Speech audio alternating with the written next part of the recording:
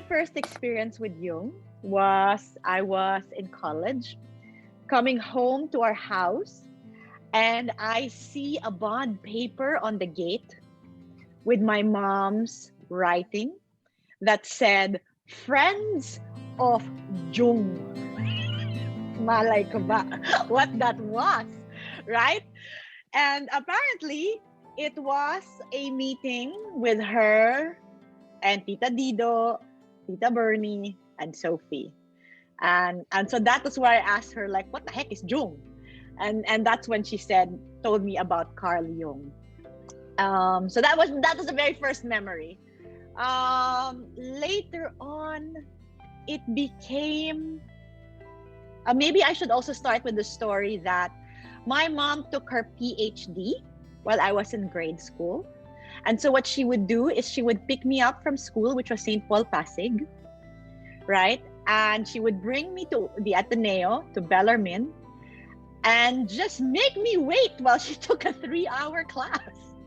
And sometimes I would sit in the back and listen to the lectures, or sometimes I would just walk around Ateneo and explore and come back when my mom would be done.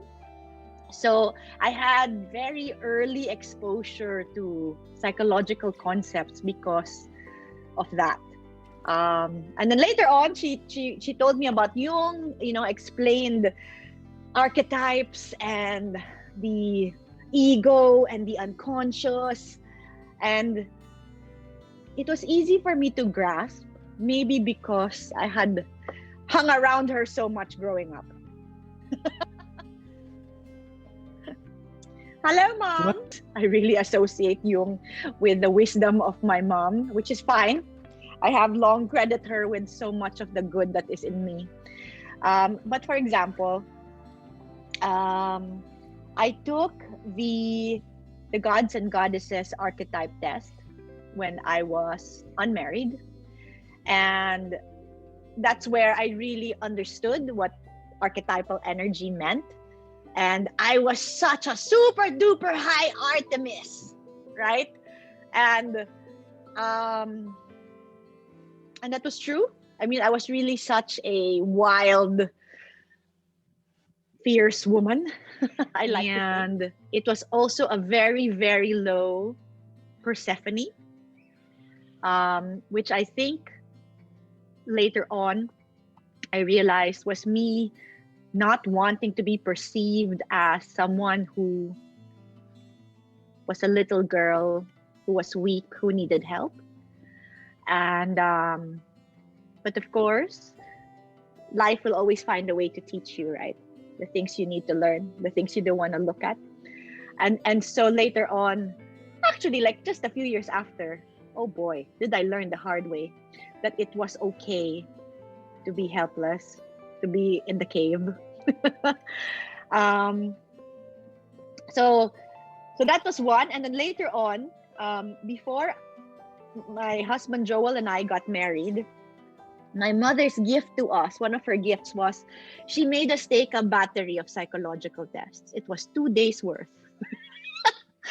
And one of that was taking again the heroes, the heroes and heroines archetype test. And I could see that it had changed, It was so interesting. The Artemis was not as high. The Hera was higher. So again, my mom had told me, wow, that's good. You're ready to be a wife. You're ready to have that energy. Help you run with this new phase in life, vis-a-vis the running wild with the girls, which was really what Artemis to me was about. Yes. Yeah. It just makes your conversation so much deeper in understanding each other and trying to express yourself to each other, and also being a little more sympathetic to other people. I think it really helps my work life. Yeah. When I was 40, obviously it was a big year.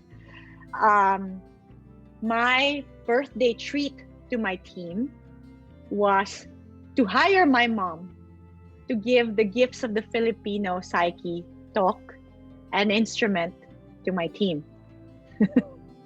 She made me pay full price, but anyway. um, so so it was super super interesting. That's not even a strong enough word. Super good to process what we learned about ourselves with each other. So at the time, I think it's changed a bit now, but at the time, I remember my highest archetypal energy was the reveler and the warrior protector. And it was so um the word is it was so like heart filling to hear all my team say, that's really you, that's really why you are a good leader. It was really because you are, you bring the fun, but you also make sure that things are being done right, that you have our back.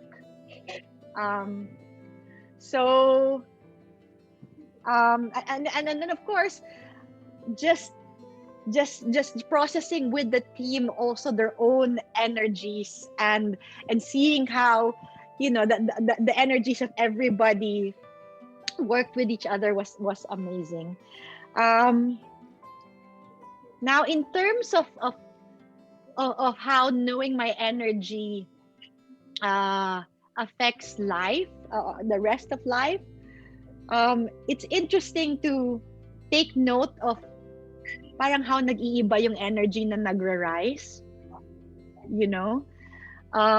So like for example, while in the city maybe the child of Eden was not so much there, and I have my mom is on the call, so I haven't told her this, but there are really times when I'm walking in this farm where I really say thank you, Philippine Earth, not just Mother Earth, but the earth of my country, for growing this bounty around me, you know. So yeah, so and I recognize that as such a strong, palpable energy inside me, which wasn't there before. Yeah, and so I guess that's also what's leading to all of these reflections on the environment and all of that, no? Um, Soulfulness for me, I think is really about recognizing the good in you, the good in the world, the good in other people, and trying to live according to that good inside you. I think that's basically it. I mean, for those who are, followers of Christ, which I am, I super resonate with the truth that I am the child of God. And so if I live my everydays like I am his child, or what's the name of the guy from Chariots of Fire, Eric something, and he said that when he runs he feels God's smile, and I love that. So soulfulness for me is living so that you make God smile, however that is for you. And that's what I pray for. I really pray to God to lead me to every days that would make him smile. That's soulfulness. So what are the 3 soulful things I'm committed to doing in this time? One, because I'm looking out at the view of our farmhouse, is to really distill, to be mindful of what God really wants me to do with this piece of land that he has bestowed in our care.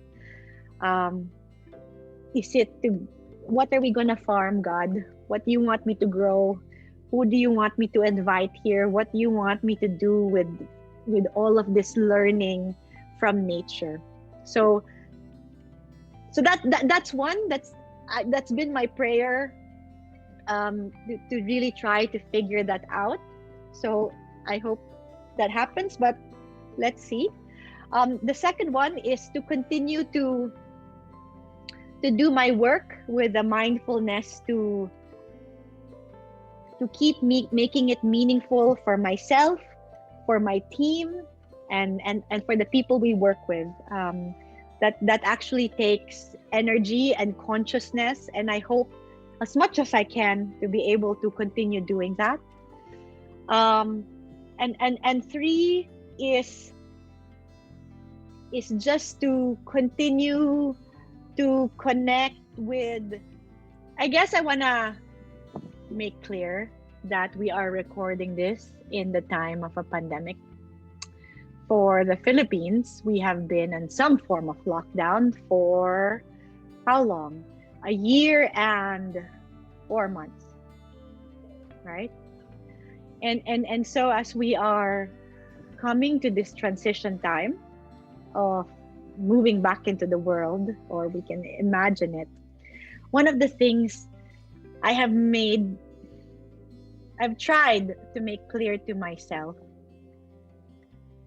is we shouldn't let this pandemic be forgotten. Like when I see the videos of people in different countries going back to normal life as if nothing happened, I think that would be such a shame for us to happen. I mean, for that to happen to us. There was parang all sorts of horrible things, of course, happened in this time.